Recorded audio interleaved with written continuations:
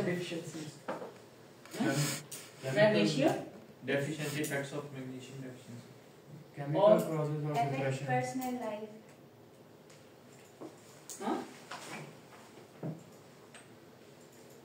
Side effects of Suicide depression. Mental disorders. Side effects of depression. Serious effects of magnesium. Deficiency. नहीं, deficiency of Serious effects magnesium. किधर आ गई?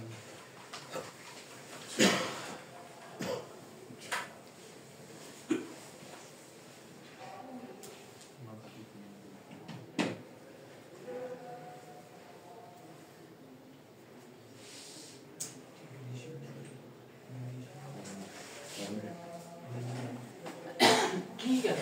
तो हम क्या कर रहे हैं, उसके अंदर से आपने इस चीज को आइडेंटिफाई किया है। वो जो एक पैराग्राफ था पूरे का पूरा, उसके अंदर सबसे पहले आपने क्या चीज देखी है, जो बार बार आप डिप्रेशन की, मेंटल हेल्थ की बात कर रहे थे, वो क्या था, वर्ड रेपिटेशन था। ठीक है, रिपीट कितने हुए हैं वर्ड्स, कितनी दफा वो, और ये जो वर्ड क्लाउड बनता है ना, ये उस चीज की बेसिस के ऊपर बनता है कि लोग कितनी दफा उस चीज को रिपीट कर रहे हैं। वो जितना ज्यादा बोलेंगे किसी एक पर्टिकुलर टॉपिक के ऊपर, प्रोडक्टिविटी इसकी बात करते रहेंगे, तो क्या होगा, वर्ड क्लाउड के अंदर सबसे बड़ी चीज जो आपके सामने नजर आ रही होगी वो होगा आपका क्या, इसका डिप्रेशन। ठीक है, अगर वो बार बार वर्ड यूज कर रहे हैं, प्रोडक्टिविटी की बात कर रहे हैं, तो आपके सामने प्रोडक्टिविटी आएगी। Then indigenous categories, keywords in context, आपने कंटेक्स्ट के अंदर कौन कौन सी कीवर्ड्स यूज हुई हैं। इमिग्रेंट की बात हुई है, वर्ड उसकी बात हुई है, डिप्रेशन की बात हुई है, उसके अलावा जो है वो मेंटल हेल्थ की बात हुई है, और कौन सी, डेफिशिएंसीज की बात हुई है। ठीक है, देन कंपेयर एंड कंट्रास्ट करेंगे कि कोई चीज ऐसी तो नहीं है जो आपके पास डबल आ रही है। सिमिलर मीनिंग के 2-3 वर्ड्स हैं, उनको आप कैटेगराइज करेंगे एक थीम के अंदर। Then searching for missing information, transitions and connectors. अब ये कनेक्टर्स हैं, ये बेसिकली क्या कर रहे हैं, वो आईवी को डीवी के साथ कनेक्ट कर रहे हैं। डेफिशिएंसी हो गई, एज हो गया, एक्सपीरियंस हो गया, इमिग्रेंट्स का, और उसके अलावा बहुत सारी चीजें थी जिनका इम्पैक्ट आप किस चीज के ऊपर देख रहे हैं, डिप्रेशन के ऊपर और मेंटल हेल्थ के ऊपर। देन आपके पास क्या आ रहा है, इसी की बेस के ऊपर आप कोड करेंगे। सबसे पहले themes will be coded into nodes. आप सबसे पहले जो है वो नोड बनाएंगे, एक नोड बनेगी, उसके आगे 3-4 नोड्स बने होंगे। ठीक है, जिसको हम कह रहे हैं थीम और सब थीम्स। एक थीम को, उन सब थीम को मिला के एक मेन थीम बनाएंगे आप, जितने भी लोगों ने बार बार कुछ चीजें जो है वो की हैं। तो themes will be coded into nodes, identify particular segment of textual data. Textual data कौन सा है, ये जो अभी आपके सामने टेक्स्ट आए थे। एक इसी नोट्स को कंबाइन करके क्या बनाएंगे, एक नोड को कंबाइन करके ना, मतलब कंबाइन करके नोड बनेगी, नोड के सब नोड्स होंगे या सब थीम्स होंगे। ठीक है, छोटी छोटी चीजें होंगी जो कनेक्ट होके एक चीज बनाएंगी। एक मेन नोड होगी, जिस तरह यार ये जो आपका है नहीं, ये लाइट चल रही है। ठीक है, इसके बैक एंड के ऊपर क्या है, एक ब्रेकर है, फिर उसके बाद अगले ब्रेकर, फिर ये क्या है, ये नोड्स है ना। ठीक है, उन नोड्स को अगर आइडेंटिफाई किया जाए तो मेन आप कॉज तक पहुंच रहे होते हैं। इसी तरीके से सोशल साइंसेज की रिसर्च के अंदर आप क्या कर रहे होते हैं, छोटे छोटे क्वेश्चन जो भी उनसे पूछ रहे हैं उनकी बेसिस के ऊपर एक मेन थीम आइडेंटिफाई करेंगे। ठीक है, इमेज डेटा हो सकता है, ठीक है, and expressive unit as describe above. Then a label is assigned to the unit. That unit mean आप नोड्स को असाइन करेंगे। ठीक है, कोड इन विवो कोड्स क्या, it mean that a mark text fragment in being coded with itself. For example, made me sad is coded with made me sad. ये एक जो है वो आपका कोड बनेगा, एक नोड बनेगा। ठीक है, उस नोड के बैक एंड के ऊपर इंटरकनेक्टेड कुछ टेक्स्ट होगा जो इंडिविजुअल ने आपके सामने प्रेजेंट किया होगा, उसको सम अप करके आप क्या कहेंगे कि ये चीज जो है वो इस चीज को डिस्क्राइब कर रही है। Then identify particular segment of textual data. ठीक है, as an expensive unit as describe above. Then a label is assigned to that unit. ठीक है, मेड मी सैड। अब ये वाली जो चीजें हैं इनको आइडेंटिफाई करते हुए आप क्या कह सकते हो कि इसने क्या किया है, हमें सैड कर दिया। ठीक है, किस चीज ने, डिजास्टर जो आया हुआ था। ठीक है, ये सारी की सारी चीजें जो है वो यूज हो रही होती हैं आपके पास एनवीवो के अंदर। और एनवीवो जो है वो बेसिकली एक सॉफ्टवेयर है जो कि क्या करना होता है, क्वालिटेटिव रिसर्च को क्वालिटेटिव रिसर्च के लिए यूज हो रहा होता है। Support for you have chosen methodology. अब मेथोडोलॉजी हर एक से रिलेटेड डिफरेंट है, as we have earlier discussed कि थीम थीमेटिक एनालिसिस किसमें आपने करना है, केस स्टडी के लिए कौन सी मेथोडोलॉजी यूज होगी, नैरेटिव के लिए कौन सी यूज होगी, एथनोग्राफी के लिए कौन सी यूज होगी। ये डिफरेंट किस्म की आपके पास जो है वो हर स्टडी के अकॉर्डिंग आप आइडेंटिफाई कर रहे होते हो कि कौन सी आपने मेथोडोलॉजी अडॉप्ट करनी है। ठीक है, एक्सप्लोर इंस्टॉल करते हैं। ठीक है, सिस्टम की रिक्वायरमेंट ये जो है ये अब आपने इंस्टॉल करके लेके आना है। देन रिबन्स और ये जो उसकी इंटरफेस होता है, इंटरफेस की डिस्कशन है। Then interview article and other document, ये वाले आपके सामने आ रहे होंगे, इनको आपने आइडेंटिफाई करना होगा। उसके बाद हमारे पास जो है वो इसी के अंदर सही लैब में इंस्टॉल करवा रहे सर। लैब में नहीं होगा यार, ये आपने वो उस पे लेके आना है, आपने लैपटॉप में कर देना ना। लैपटॉप ना हो सर, लैपटॉप नहीं है आपके पास? नहीं सर, यार है यार सर वो पीसी है वो उठा के लेके आना मुश्किल है। नहीं आप पीसी पे कर लो, हम नेक्स्ट वीक के अंदर जो है ना यहाँ पे करेंगे। आप किसी के साथ बैठ के वो पूरे का पूरा करना और घर जाके एक दफा उसको एक्सरसाइज करना। ठीक है, फिर अगर कोई इश्यू आता है तो अगली क्लास में आओगे तो हम बता देंगे। आप लैब में स्पेशली मैं बात कर लेता हूँ वैसे आज सर उनके भी काम आ जाएगा। प्रोग्राम मैनेजर से। सर वो कह रहे हैं ईमेल कर देंगे वो हो जाएगा। हाँ, तो मैं आज ना बात कर लेता हूँ उनसे, मैं ईमेल करवा देता हूँ कि आप एनवीवो उसके अंदर इंस्टॉल करते हैं लैब के अंदर। हाँ, अगर हो ये जाता है कर तो ज्यादा बेहतर है। सही है।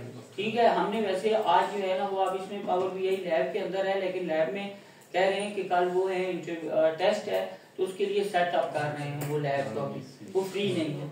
अदरवाइज हमने वर्ल्ड क्लाउड जो बनाने थे ना वो वहाँ पे भी हम इसको डिस्कस कर सकते थे।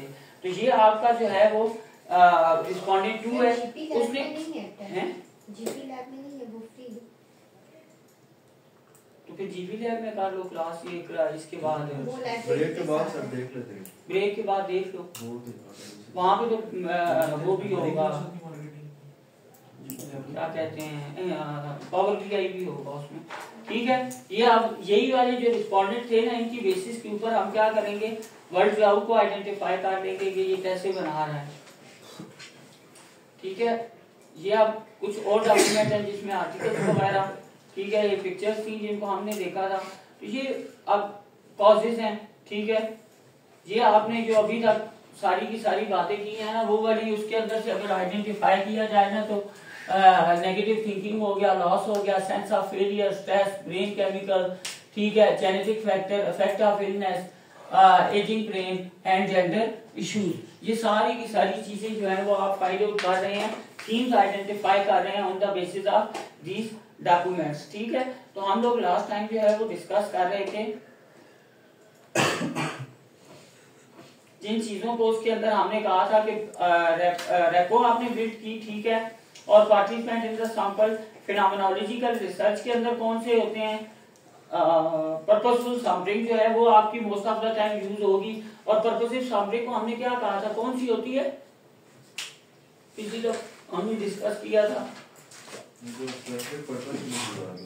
स्पेसिफिक पर्पस के लिए। ठीक है, नैरेटिव रिसर्च के अंदर हम ज्यादातर क्या करेंगे, focus on individual with life experience relevant to the search, participant can be convenient, ठीक है, available and willing to share. Narrative के अंदर पर्टिकुलरली हमने कहा पर्पस सैंपलिंग यूज होती है, लेकिन नैरेटिव के अंदर कौन सी यूज होती है, कन्वीनियंट सैंपलिंग यूज होती है कि कोई भी इंडिविजुअल आप कन्वीनियंटली आपके सामने अवेलेबल है, आप उससे डेटा कलेक्ट कर लेते हो। Then politically important or marginalized individual, typical or ordinary individual, example क्या होती है इसके अंदर क्या है, who illustrated challenges related to mental retardation and ये जो हमने इसकी बात की थी वो एक फीमेल की स्टडी हमने की थी जिसके अंदर उसने Chinese immigrant student sharing ethnic identity perspective, ठीक है, नैरेटिव उसने बिल्ड किया था। उसके अंदर हमने क्या किया था, कन्वीनियंस सैंपलिंग यूज की थी। फिनोमेनोलॉजिकल रिसर्च के अंदर क्या हो रहा होता है, required participant with direct experience of the phenomena. Criterion sampling use होती है, ensure all participant meet the essential experience criteria, ठीक है। आपने सबसे पहले आइडेंटिफाई करना है किसी फिनोमेना को अंडरस्टैंड करने के लिए आप किस इंडिविजुअल से स्टडी करोगे जिसके साथ वो फिनोमेना अकर हुआ है ना। जिस तरह एक पिछले दिनों ट्विटर के ऊपर या उस काफी मतलब टाइम हो गया, अभी तो 2012 के अंदर या 13 के अंदर एक कैंपेन स्टार्ट हुई थी मी टू की, ठीक है। अब उसके अंदर जिस इंडिविजुअल ने वो फिनोमेना एक्सपीरियंस किया है आप उसी से डेटा कलेक्ट करोगे ना, तो ऐसा तो नहीं हो सकता कि एक इंडिविजुअल जिसने उस फिनोमेना को एक्सपीरियंस ही नहीं किया आप उससे डेटा कलेक्ट कर रहे हो। तो इस कंटेस्ट के अंदर क्या है कि डायरेक्ट एक्सपीरियंस होना चाहिए फिनोमेना का, क्राइटेरियन सैंपलिंग यूज होगी और क्राइटेरिया आप डिफाइन करोगे। देन ग्राउंडेड थ्योरी इसके अंदर से निकल सकती है आप, ठीक है।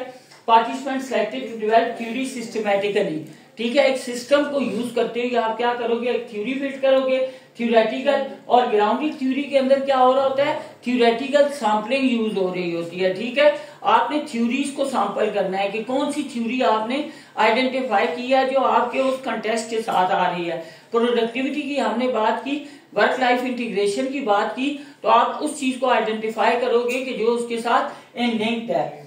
Theoretical sampling, initial homogeneous sample, transition to heterogeneous as theory evolve. Then example क्या है, women with childhood abuse experience, homogeneous, diverse support group, heterogeneous to confirm disconfirm theoretical condition, ठीक है। देन आपके पास आ जाता है एथनोग्राफी।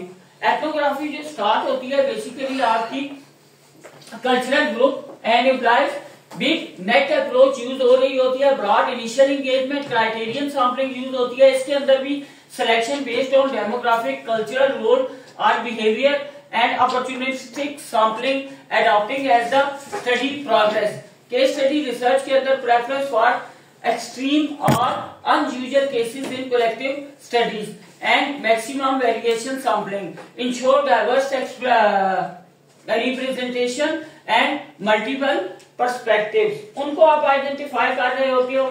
सैम्पलिंग स्ट्रेटजीज की जब हमने बात की थी तो सैम्पलिंग स्ट्रेटजीज के कंटेस्ट के अंदर common strategies include maximum variation sampling, differentiate site on participant to maximize diverse perspective. Then आपके पास आता है critical cases, focus on cases that illustrate core issues and convenience sampling simplifies access but may limit depth, ठीक है। वो इतनी depth के अंदर नहीं होती, आप कन्वीनियंटली जो इंडिविजुअल भी आपको मिल रहा है आप उससे डेटा क्या करते हो, कलेक्ट कर लेते हो, ठीक है। मैक्सिमम वेरिएशन सैंपलिंग सर ये एथनोग्राफी में आएगी, एथनोग्राफी के अंदर और फिनोमेनोलॉजी में भी आएगी, फिनोमेनोलॉजी के अंदर भी आ सकती है। और सर जो क्रिटिकल केसेस हैं ये केस स्टडी है सर, केस स्टडी के अंदर। और जो कन्वीनियंस सैंपलिंग हमने स्टार्ट में कहा था नैरेटिव के अंदर यूज होती है, ठीक है। तो ये वाली जो है वो आपकी सैंपलिंग टेक्निक्स हैं, और सैंपलिंग टेक्निक के बाद हमारे पास आ जाता है सैंपल साइज। ये ठीक है।